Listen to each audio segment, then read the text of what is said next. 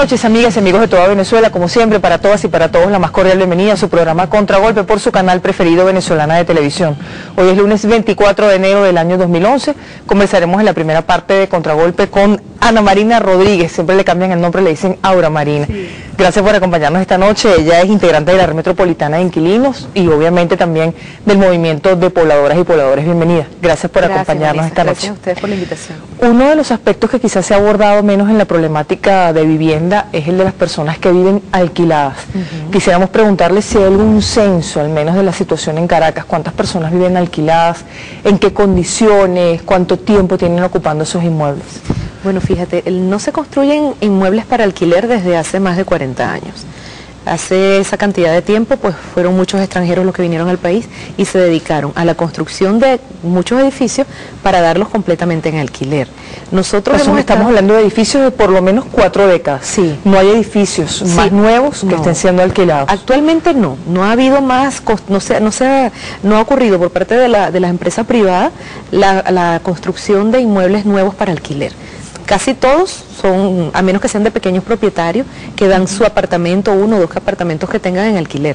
Pero los grandes propietarios que tienen 40, 100, 200 apartamentos, son edificios de vieja data, más de 40 años de construcción. Todo. ¿Hay un censo? ¿Cuántas familias están en esa Nosotros manejamos el censo del INE del año 2001, según el cual hay aproximadamente 639.916 familias en condición de arrendamiento en todo el territorio nacional. A escala nacional. En el año 2001. Eso representaba el 2,75% de la población para aquel entonces, que era un poco más de 23 millones de habitantes. ¿Hay cifras más actualizadas? Sí, el 12 de noviembre del año pasado, nosotros como colectivo tomamos la iniciativa de visitar la página del INE y ver el aproximado. Sabes que el INE todos los días arroja un número más o menos aproximado de cuánto está creciendo la población diariamente. A esa fecha teníamos un poquito más de 28 millones de habitantes. Y nosotros proyectamos ese 2,75% sobre esa cantidad y nos dio un total de 797.883 familias en condición de arrendamiento. Esa es la cifra que estamos manejando a nivel nacional. Una cifra estimada. Sí. ¿En qué condiciones están esas familias, doctor? Pues la mayoría de ellas están en inmuebles como los que te describí anteriormente, inmuebles de vieja data, que en muchos casos están deteriorados. Hay algunos que incluso están en una condición que se podría denominar de inhabitabilidad, porque las paredes están corroídas, hay filtraciones, ascensores que no funcionan, bajantes condenados. ¿Se sabe cuántos están en esas condiciones? Nosotros, cuando iniciamos como colectivo nuestra organización hace aproximadamente 6 años, lo hicimos motivados a la cantidad de demandas de desalojo de los inquilinos en cada uno de esos inmuebles, y surgió del movimiento la solicitud de expropiación al entonces alcalde mayor Juan Barreto. Se refiere específicamente al distrito metropolitano. Al distrito metropolitano de Caracas, y allí se hizo una solicitud aproximada de 4.700 inmuebles, pues. 4.700 apartamentos. Sí, y luego, pues de esas cantidades fueron afectados de expropiación 209 edificios en total, de los cuales solamente se pagaron 12, porque la alcaldía mayor pues no contaba con los recursos para darle continuidad a ese proyecto tan ambicioso, ¿no? O sea, los demás están en una suerte de limbo, la diferencia entre esos 12 y los 400 y tantos. Claro, es evidente porque la alcaldía mayor, a cargo de este ciudadano Antonio Ledesma ahorita, no ha mostrado la intención de darle continuidad a ese proyecto, y sabemos que no le va a dar continuidad a ese proyecto. ¿En qué condiciones están las familias que quedaron en este limbo que usted describe? Pues edificios que tienen decreto de expropiación por el alcalde Juan Barreto, pero no hay un dictamen definitivo en el aire.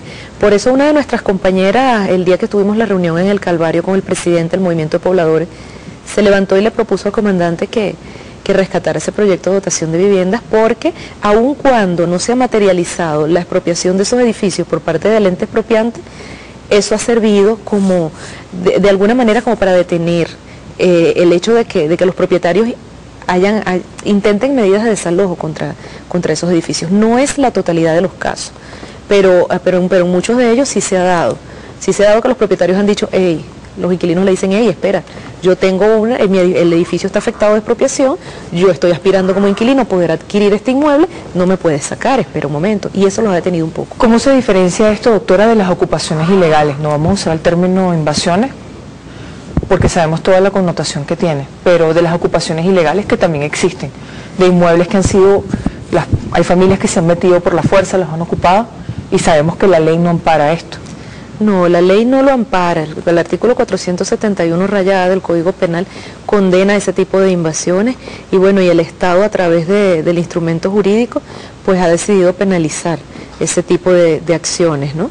¿En qué se diferencia esta lucha de estas familias de las ocupaciones ilegales o de las invasiones? Básicamente, yo creo que la diferencia fundamental es la condición de legalidad que tienen unas respecto a las otras, ¿no? Porque las familias que están en condición de arrendamiento, entre ellos y el propietario existe un contrato que es el que sustenta esa relación y que es la que le permite al inquilino, de cierta manera, tener una mayor estabilidad y no ser criminalizado al momento de proponer al propietario continuar en la ocupación del inmueble. Es decir, hay un contrato que regula esa relación entre el arrendatario. Respalda la relación entre el inquilino y el propietario, a diferencia de las ocupaciones en las que no, en la mayoría de los casos cuando son de esa naturaleza pues no existe. ¿Cuál es el planteamiento para este centenar de familias que están, en algunos casos que podrían ser muebles que podrían ser expropiados, como usted decía, aproximadamente 4.000?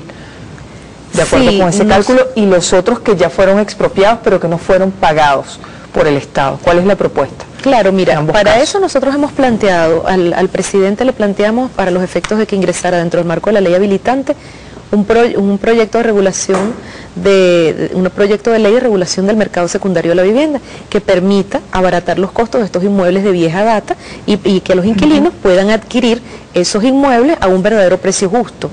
Esa metodología nos permite a nosotros separar el valor del terreno del valor de la construcción, considerando que la mayoría de esos edificios tan viejos pues carecen de título de propiedad sobre la tierra. Ellos casi todos están construidos bajo la figura del título supletorio. Entonces el propietario es propietario de la bienhechuría, mas no es propietario del terreno. El terreno sigue siendo del Estado. Entonces la metodología nos permite separar aquellos casos en los que el terreno efectivamente es propio, se le adjudica un valor al inmueble, ¿no? A las dos partes, tanto a la tierra como a la construcción. Pero en los casos en los que el terreno no es propio, se calcula el valor del inmueble en función de los años de construcción, la depreciación que ha surgido en el tiempo y también precisamente entra allí el hecho de la conservación que le haya dado el propietario, el mantenimiento que le haya dado el propietario al inmueble. Usted habla de regular el mercado secundario. ¿No hay nada que regule el mercado secundario en este momento, el mercado secundario de vivienda? No. Actualmente no, lo que se podría entender como una posible regulación es la congelación del precio de los alquileres, que de cierta manera cuando lo llevó la Dirección General de Inquilinato, ellos de alguna manera fijaban algunos precios a los inmuebles, ¿no? Para poder determinar el valor del arrendamiento. Pero no existe una ley que regule la venta de los inmuebles de vieja data, que son los inmuebles considerados del mercado secundario. ¿Ve? Y que eso nos permitiría a nosotros frenar la especulación inmobiliaria, porque fíjate una cosa. ¿Ustedes esperan que esto entre en el contexto del habilitante, doctora? Sí, esperamos que así sea. Se le entregaron al presidente como propuesta. Sí, de hecho. ¿Qué nos puede adelantar de esa propuesta que le entregaron al presidente Chávez? Bueno, ahí está contenido lo que te acabamos de explicar, la metodología para ese cálculo. El justiprecio. Del justiprecio de los inmuebles de vieja data, para regular todo ese mercado y acabar con la especulación inmobiliaria, porque no es justo que un edificio que tiene el bajante sellado, que tiene un ascensor deteriorado, que tiene filtraciones, que tiene cualquier cantidad de fallas eléctricas, que no tiene estacionamiento, y que tiene 50 o 60 años de construcción, pretendan venderlo al mismo precio de un inmueble nuevo. Eso no... La idea con esta ley es regular situaciones como esa. La idea es regular situaciones como esa, claro, para evitar la especulación inmobiliaria, porque los inmuebles están sumamente caros. Mira, aunque seas profesional, aunque cotices la política habitacional, para empezar que los bancos te dan un monto muy bajo de crédito para adquirir vivienda. Entonces ese préstamo que hace el banco no es suficiente para adquirir un inmueble, ni en el mercado primario ni en el mercado secundario, porque te lo quieren vender al mismo precio. Entonces 700.000 bolívares fuertes, ningún banco te va a prestar 700.000 bolívares fuertes para adquirir una vivienda. Y entonces el profesional que digamos que de alguna manera podríamos denominarlo como un estrato de clase media, pues no puede de todos modos y está impedido porque el hecho de estar pagando el arrendamiento te merma la capacidad de ahorro y no te permite poder comprar. Si no se aprobara como parte del habilitante, doctora, ¿cuál sería la opción en su opinión? Bueno, nosotros esperamos que el comandante nos dé el respaldo en ese sentido, porque ya nosotros lo presentamos y fue anunciado incluso que va dentro del marco de las leyes que van a salir ahorita para el habilitante. Fue anunciado la semana pasada, el presidente Chávez dijo que lo iba a incorporar, que lo iba a ajustar jurídicamente. Bueno, estamos en eso, haciendo ese trabajo. Expectativa. Sí, estamos con esa propuesta, tenemos también la propuesta del decreto de prohibición de desalojos a nivel nacional, que también es una propuesta. Hay una decisión del Tribunal Supremo de Justicia, sí, hay una decisión en el municipio Libertador del alcalde Jorge Rodríguez. Sí, ¿No es suficiente? No es suficiente, porque, claro, la magistrada, nosotros aplaudimos la iniciativa de la magistrada Luisa Estela Morales, que en comisión judicial pues tomaron la decisión de oficiar a los tribunales para detener esta ola de desalojos que se estaban practicando de manera irregular, ¿no? Para proteger y dar estabilidad a las familias que habitan en condición de arrendamiento, y que, aun cuando tengan una sentencia. Ese oficio del Tribunal Supremo no es de ninguna manera violatorio al derecho a la propiedad, como se ha pretendido decir en varios medios de comunicación. Porque usted considera que no, porque se está garantizando es la permanencia, o sea, la estabilidad de la familia, que la familia no vaya a la calle a una condición peor que la que tiene actualmente, que sería en todo caso de damnificado, porque si a ti te arrojan del lugar donde estás viviendo a la calle y no tienes a dónde ir, ¿dónde vas a parar? ¿Se está violando el derecho del arrendatario o la arrendataria? En muchos casos sí, porque hay inquilinos que no se enteran siquiera que tienen un proceso judicial y se dan cuenta en el momento que tienen un juzgado ejecutor que va a practicarles la medida. Lo que se está tratando es de proteger a esas familias que están en esa condición. Por la vía del habilitante. Claro. Es decir, un decreto ley en el contexto de la ley habilitante que prohíbe los desalojos por un tiempo determinado. Sí, hasta tanto tengamos lista la ley de arrendamientos inmobiliarios en la cual se reglamentará todo el procedimiento que es otra ley distinta de la ley del mercado secundario. Sí, esa es la primera ley que vamos a tener por iniciativa popular, que va a salir en el marco del pueblo legislador. La ley de arrendamientos y la ley de arrendamientos, la nueva ley. Se está trabajando en ella. Se está trabajando en ella, sí, estamos coordinando con la primera vicepresidencia de la Asamblea Nacional, allá con el profesor Aristóbulo Isturi, el cronograma de trabajo para que esa ley pueda ser presentada a la brevedad posible. Y que salga pues de las bases populares, que sea el pueblo que construya sus propias leyes. A la brevedad, ¿es cuánto tiempo, doctora? ¿En cuánto tiempo podría estar esa ley ya en discusión en la Asamblea Nacional? Bueno, nosotros aspiramos que para finales de febrero pueda estar, pero todavía estamos elaborando el cronograma, no te puedo decir una fecha. Un cronograma de consultas. Un cronograma de consultas por todo el territorio nacional, se ha determinado ya personas responsables, tanto a nivel de Asamblea Nacional como de los consejos legislativos de los estados, y además responsables dentro de los colectivos de inquilinos en los estados donde están organizados, y donde no están organizados, pues estamos en este momento impulsando la organización popular para que eso pueda caminar de la mano de las instituciones y del pueblo. Si recapitulamos entonces en las propuestas de leyes, un decreto ley están planteando que el presidente Chávez se habría comprometido en principio a evaluarlo al menos y tomar una decisión sobre si lo impulsa o no lo impulsa para regular el mercado inmobiliario. Ahí estamos hablando de una ley en el contexto del habilitante.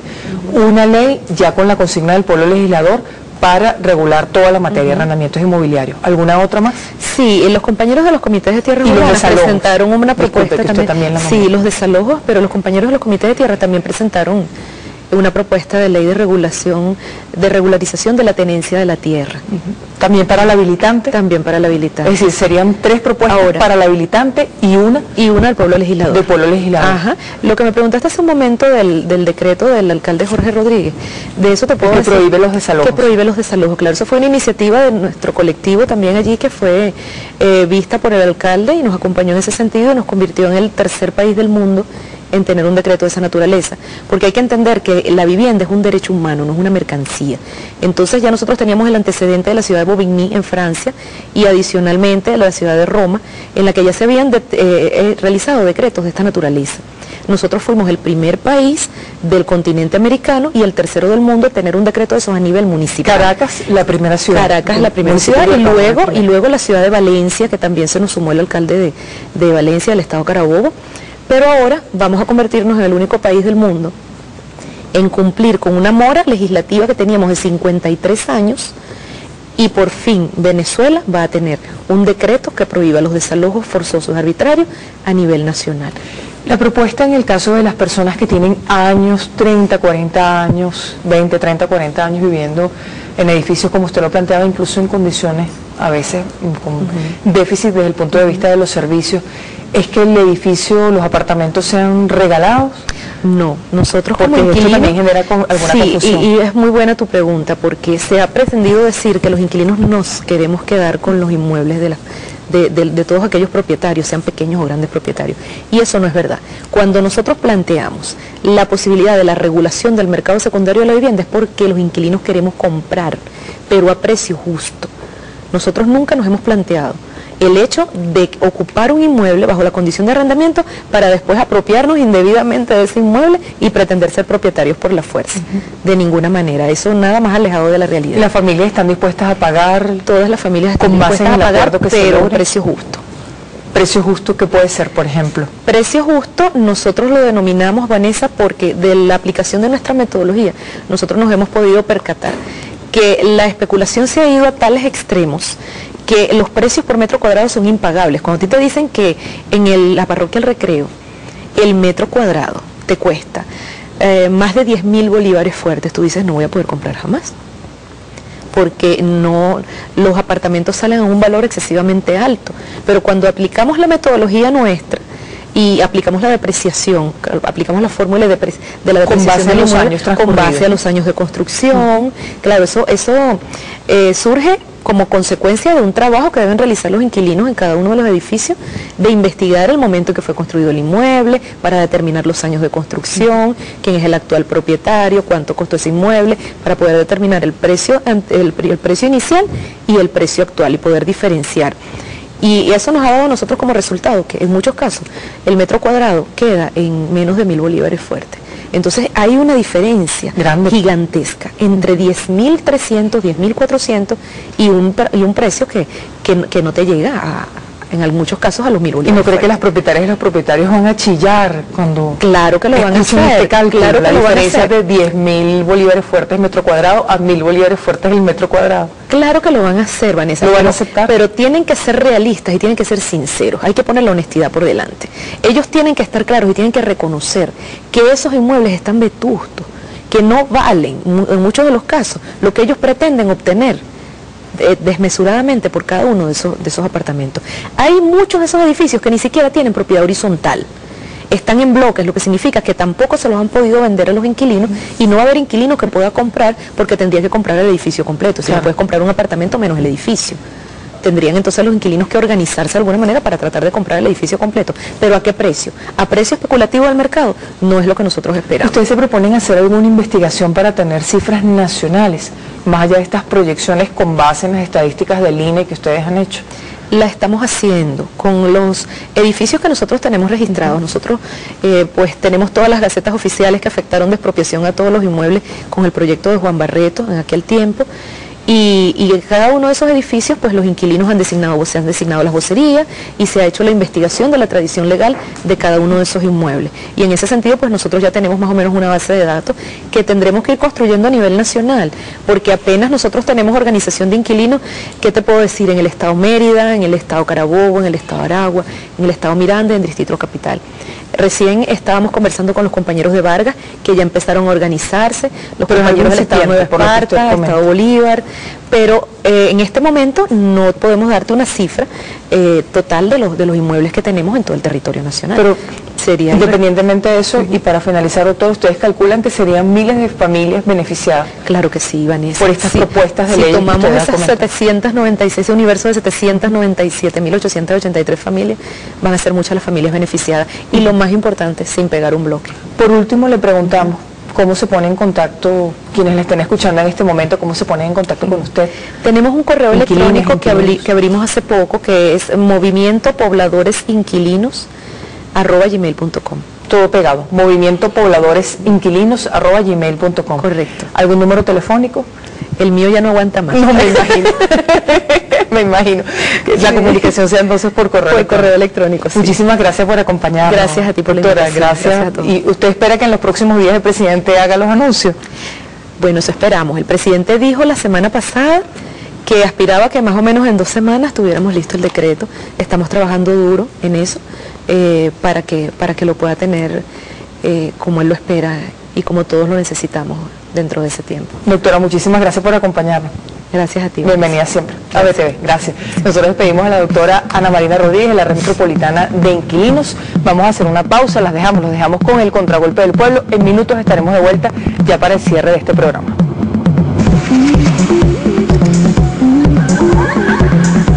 Mi nombre es Yamile Sarabia, coordinadora principal del Consejo Comunal Monterrey. Estamos aquí porque queremos formular una denuncia en una serie de cuestiones que están aconteciendo en el municipio de Baruta como tal. Sucede que hay un grupo de personas que dicen ser consejos comunales y simplemente se encargan de dividir la comunidad. Ellos dicen que son consejos comunales y están saboteando el proceso de nuestro presidente en el proyecto habitacional de La Limonera. Estas personas en varias ocasiones han tratado de invadir el proyecto. Nosotros como Consejo Comunal queremos que nos tomen esta denuncia, ya que lo hemos hecho ante varias instituciones, sin tener respuesta alguna. Son personas que están en contra de nuestro proceso, han hecho guarimbas, dividen, quieren invadir el proyecto presidencial y nosotros como Consejo Comunal organizado pedimos por favor que nos oigan, las instituciones que nos oigan, que nos den respuesta, ya que hasta en la Asamblea Nacional a los derechos humanos hemos ido, porque son tantas las agresiones que le han dado a mi equipo, al Consejo Comunal, a las personas de mi sector, amenazas de muerte tenemos, se meten con los discapacitados. Yo soy la coordinadora principal del Consejo Comunal y es lo que le pido. Mi nombre es José Gerardo Rondón, soy secretario general de una organización sindical del sindicato de Simoprofetrave. Vengo enfrente de los trabajadores del sector de la vigilancia privada para plantear el gravísimo problema que hay hoy en día con el sector de la vigilancia privada, la explotación que hay. Tenemos un decreto en el año 1969 de Carlos Andrés Pérez, el difunto Carlos Andrés Pérez. Todavía nosotros, el sector de la vigilancia, nos regimos por ese decreto. Otra cuestión. ¿Cuál es ¿qué consiste el decreto? En que nosotros no podemos ejercer ningún derecho a huelga. Ese decreto lo hicieron a favor de los empresarios, más que todos los empresarios. ¿Cuál es la otra irregularidad? La otra es el artículo 198 de la Ley Orgánica de Trabajo, que nos obliga a trabajar 12 horas. Eso es anticonstitucional porque según la Constitución son 8 horas de trabajo. Lo único que lo que le pedimos al señor presidente de la República es crear una ley orgánica pues, para el sector laboral. Y lo otro, hacer un llamado al ciudadano presidente para que vea, que se comunique con nosotros, o que nos llamen, no sé, porque nosotros le podemos mostrar toda la explotación, todas las irregularidades, todos los maltratos que hay con esta empresa de vigilancia, en todo el sector, en el ámbito de todo.